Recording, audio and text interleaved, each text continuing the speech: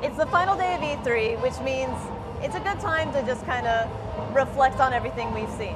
So I'm Jessica Condit, senior reporter for Engadget.com, and I'm joined by the Feminist Frequency crew. So who do we have here? Yeah, I'm Carolyn with Feminist Frequency. Yeah, and I'm Anita Sarkeesian. And yeah, we wanted to talk a little bit. So over the last 3 years, we have been tracking the gender breakdown of the games that have been announced at the press conferences that appear before E3 every year. And we now have 3 years worth of data, which is kind of exciting. And it started because when we were here in 2015, I don't know if you remember this, but everyone was like, it's the year of the woman. And I was like, what? Really? Is it really? But there was this sense in the air of like, things are changing and there are more games starring women announced, et cetera, et cetera. And we were like, okay, but I think we might be getting ahead of ourselves. So we just started counting. And we came up with numbers, and we've decided to track them over the years, which would create a really interesting data set moving forward in terms of like, judging how the industry presents itself and how it's changing over time. Right.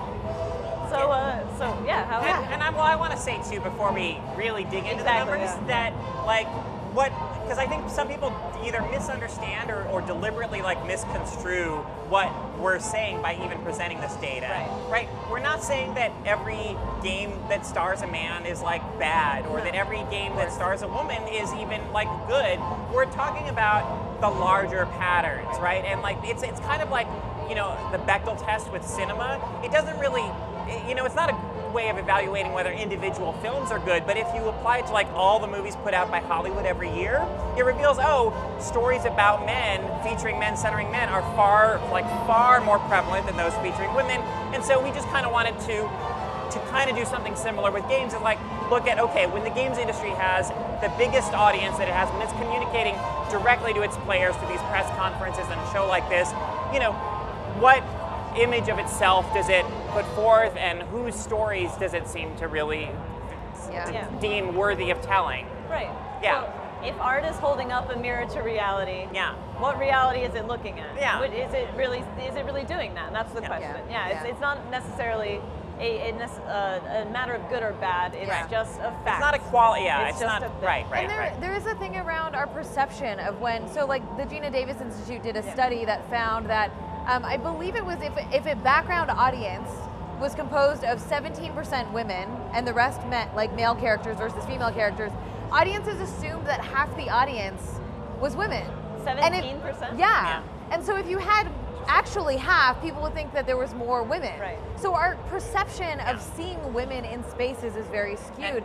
And I think that that's exactly what happened in 2015. Yeah. There were 8 games released that starred women. Or presented at the press conferences. Yeah, out of 76 games total. Out of 76. And as a community who is starting to care about these issues, thought that that was a lot. And I can actually like understand that myself as an individual. Even this year, you know, there were, and we'll get into the specifics in a bit, but there were definitely like enough trailers, games, you know, presentations that centered women that I felt like, oh my God, like there's a lot that it's so great. And you know, I mean, it is great to see, but when you measure that against, oh, how much is still focused on men and male characters, it's actually like the male focused games outstrip the female focused games by like a factor of like 3.5. Right. So it's, you know, and if that's like what qualifies as, you know, amazing, that in and of itself seems a little like damning to me, right? But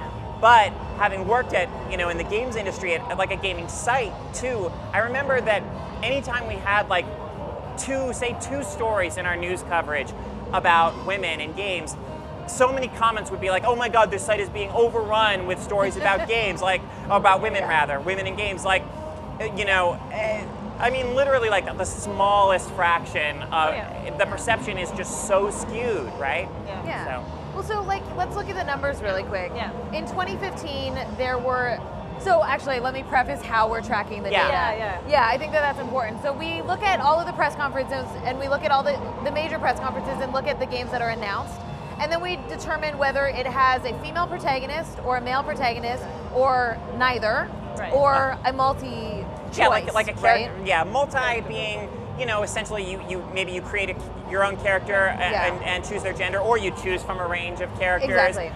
Or something like Rocket League where it's cars, Sure. right? Well, Or like that's in like NA is Exactly, Is so- NA is category. It's like Rocket League or other games where you play as a like a like machine an animal or essentially, something. or like we also this year there were a few VR experiences Right. Yeah, that like was an that interesting- don't yeah. that seem, at least based on what we know at this point, that you essentially like play as yourself, or you don't have like right. an in-game character that you're taking It's on. just arms or yeah, whatever, or right? whatever. Yeah. So we put, so we have to do a little research sometimes to Yeah, figure out like- who is like, playable or yeah, who isn't. and like what do we know about Yeah. this game at this point in time? And So in Yeah. 2015, we had, out of 76 games announced, we had 32 games with exclusively male protagonists, 32% with exclusively male protagonists. We had 9% with exclusively female protagonists, which is 8 games.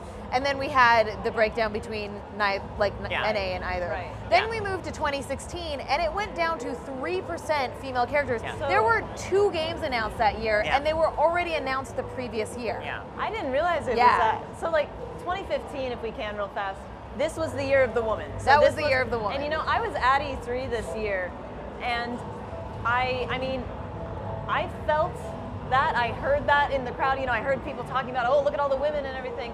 And even I was like, oh yeah, there are a lot of women. Until this came out, Yeah. and we really had a chance to step Which, back. you so know, I like, get that. we're yeah. not trying to be bummers. No, no. right? No, but it it's was like, just like, well, oh, let's look at the it's- actual it's- numbers so yeah. we can actually improve for Yeah. real, Yeah, right? the important thing is that we don't, I think, is that we don't like rest on our laurels, right? We Sure. don't like say, oh, hey, equality achieved or whatever, Yeah. when actually, you know, the reality is that there's still a lot of work to be done. And these these trends are encouraging and great, but they're not hopefully the end of anything, right? Right. It's, yeah. Well, So yeah. that- yeah. And trend-wise, that's not good. the I know, next and year. so the next year we were like, okay, well, let's see if this keeps up. And it was 2 games that Yeah. starred women that were both announced the previous year, which was Recore and Horizon. Right, Oh, right. So it wow. wasn't even Yeah. new games, it was just Yeah, games yeah. announced. And so you're like, 2 games, man, that's Yeah. really bad. Out of 59. Yeah, so there was a little bit, we were sort of like anxious this year Yeah. of like, what is Right. it gonna be? And it looks like it sort of bounced back a little bit to comparable 2015. Yeah. There's Yeah. 8 games announced that star female characters this year. It is lower in percentage-wise because there were more games overall. Yeah.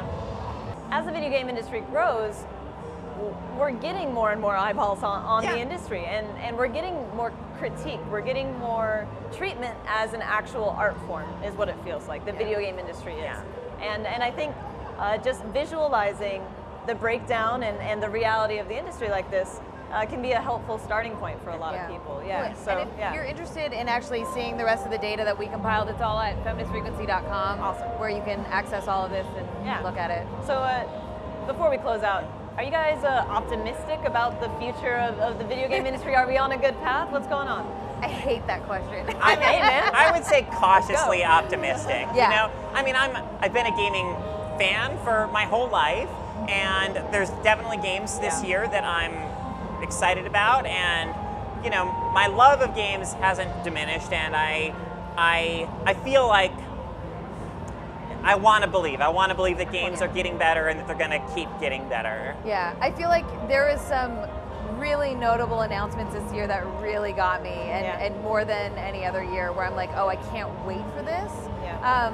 And so I feel like it's very much like 1 step forward, 2 steps back kind of thing, and we'll see. Like I have a lot of hope. I think that we've made a lot of progress as an industry, and I hope that we continue on that trend and not just like pat ourselves on the back and be like, well, we did just it. got to keep putting pressure on, you know, calling out devs, companies when they do like really messed up things, and and celebrating the successes as well. Yeah. Maybe just keep asking that question. Yeah. Why not a woman? Yeah. Why not something else? Yeah. Very cool. Yeah. Thank you so much for joining us, Yeah. and thank you for doing the work, compiling the data, so we can all move forward. Yeah. All right, and that's the end of the Feminist Frequency panel at E3. We are going to be back in a few minutes with Overwatch gameplay with myself and Sean Buckley, so stay tuned.